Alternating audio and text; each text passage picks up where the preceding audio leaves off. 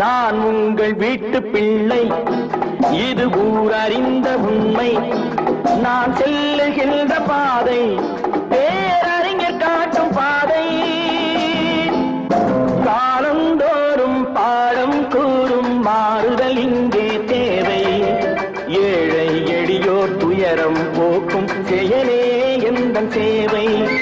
பிறந்த நாடே சிறந்த கோயில், பேசும் மொழியே தெய்வம்.